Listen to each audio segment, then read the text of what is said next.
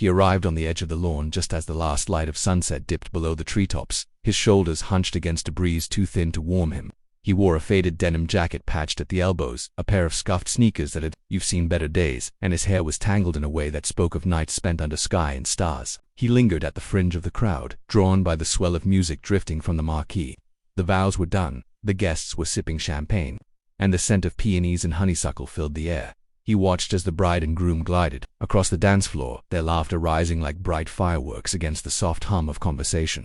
He inched closer, his curiosity stronger than any hesitation. No one seemed to notice him, an outsider at a celebration too elegant for a boy with dusty shoes and an uneasy expression. He wrapped his arms around himself, uncertain. The caterers bustled by, carrying platters of smoked salmon and fruit brie. The guests chatted in clusters about careers and children, about trips to Europe and the latest fashions. He scanned their faces, searching for a friendly one, but found only polite smiles and polite distance.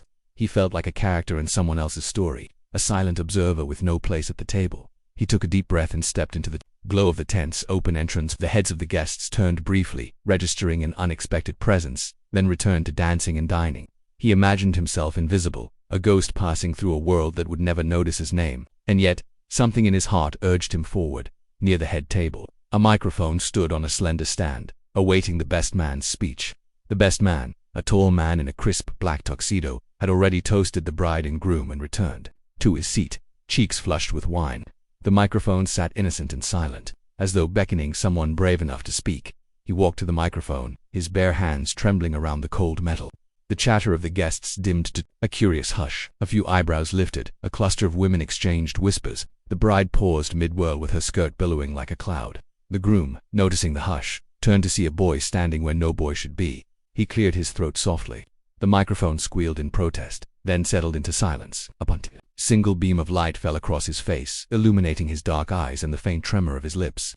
He swallowed hard. "I know I'm not supposed to be here," he began, his voice steady but quiet, as though each word had to fight its way out. "I don't have a tie or a suit. I don't even know this family." He paused, glancing at the groom, whose face had paled in surprise. The guests leaned forward, intrigued. "But I know something about love. I know it doesn't care about where you sleep at night or how much money you make. It doesn't look at your clothes or your last name." He let those words hang in the air. He could feel the weight of every pair of eyes upon him, and for the first time he welcomed it. "My name is Marcus," he said, lifting his chin a little. "I'm 14 years old, and I've been homeless for as long as I can remember. Some nights I sleep under bridges, some nights I sleep on benches in city parks. I wash my clothes in public restrooms and beg for spare change at crosswalks." He paused again, collecting courage. A waiter carrying a tray of champagne glasses froze mid-step, his tray tilted. No one moved. The music stopped entirely, replaced by the soft breeze whispering through the tent flaps. "But I'm not here today to talk about my troubles," Marcus continued.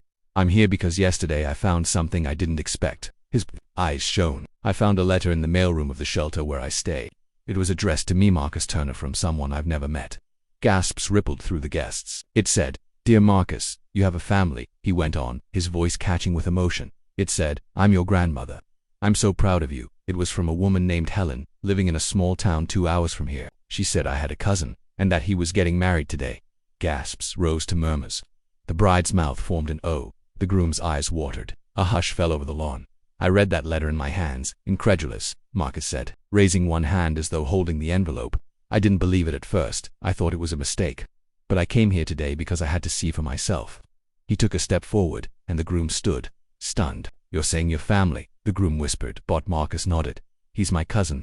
There was quiet disbelief as the groom stared at him, then recognition dawned. "Cousin Marcus," he whispered, "Grandma told me about you. She said she'd sent for you, but never heard back. I thought she had the wrong address. I thought you didn't want to be found." Tears glimmered in the groom's eyes. He embraced Marcus, wrapping his arms around the boy in a fierce hug. The guests rose as one, clapping, some wiping tears from their cheeks. Then Marcus stepped back from the hug and faced the microphone again. "There's one more thing I want to do," he said softly. The tent fell silent, as though waiting. "I want to sing a song for my new family." A rustle of surprise went through the crowd. A waiter nearly dropped a champagne flute, but Marcus closed his eyes and inhaled deeply. And then he sang. His voice rose like a prayer, pure and clear, filling every corner of the tent. It carried notes of longing and hope, of late nights under streetlights and the dream of a home. The melody wove through the trees beyond the tent, fluttered over the tables, and wrapped around every heart present. People gasped, some from astonishment, others from emotion. as this homeless boy stood at the center of their celebration and gifted them something more precious than gold. As he sang, the bride drifted toward him, her gown whispering like falling petals. The groom held her hand, tears sliding down his cheeks. The orchestra backstage caught the tune and began to play softly, following Marcus's lead, adding strings that trembled with sympathy and brass that heralded triumph. The wind at the tent's open side picked up, carrying petals from the rose bushes in swirling eddies. When the final note faded, a silence as deep as night settled over the guests. Then thunderous applause broke out, rolling like waves over the lawn. People leaped to their feet, cheering and whooping, tears glistening on cheeks that were not ashamed of emotion. Marcus allowed himself the smallest smile, heart pounding so fiercely he thought it might burst. The bride and groom rushed forward, pulling him into another embrace. The groom whispered, "You are the best gift we could ever receive." The bride kissed the top of his head, as though he were the most precious thing in her arms in that moment. Marcus understood that love truly didn't care about yesterday's sorrow or the grime of a rough life. It cared about the song in your heart, the courage to step into the light, and the willingness to share your story with the world. After the celebration resumed, Marcus sat at the head table between the bride and groom, sharing a slice of cake as though born for this day. Guests flocked to speak with him, to ask where he learned to sing, to share stories of their own families, to offer help and support. Some handed him envelopes with checks tucked inside. Others offered to drive him to his grandmother's house. A marathon runner guest invited him to a training program. A college recruiter spoke of scholarships. The pianist backstage slipped him business cards, promising lessons. The marquee lights dusk gave way to stars. Marcus stepped away from the table to catch his breath. He looked around at the lights strung between trees, at the guests dancing in a circle to a slow waltz, at the caterers clearing plates and the band swapping instruments.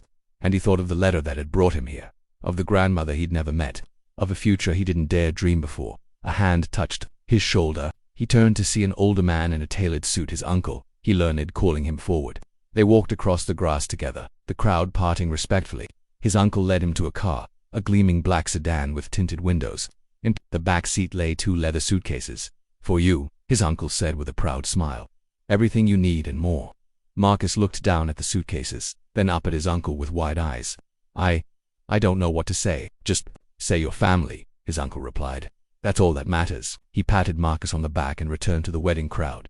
Marcus knelt to open a suitcase. Inside lay a neatly folded dress shirt, a pair of slacks, socks, shoes, and a handwritten note atop them. It read, "For your new life." He slipped out of his old jacket and pulled on the new shirt. It fit like a promise. He stood, brushing grass clippings from his knees. The band had begun playing a livelier tune, guests dancing with renewed vigor. He returned to the tent, carrying the suitcase behind him. The bride and groom waved him over, and he set the case beside his chair. As he sat, someone raised a glass in his direction. "To Marcus, our singing star and newest family member." A chorus of toasts followed. He raised his glass sparkling cider and drank, feeling the bubbles tickle his throat. A warmth spread through him, not from the cider but from the knowledge that he belonged. The homeless boy who had wandered lost had found a home, a family, and a voice powerful enough to change hearts. The night stretched on, full of laughter and music, of dancing and speeches, of dreams shared and new beginnings.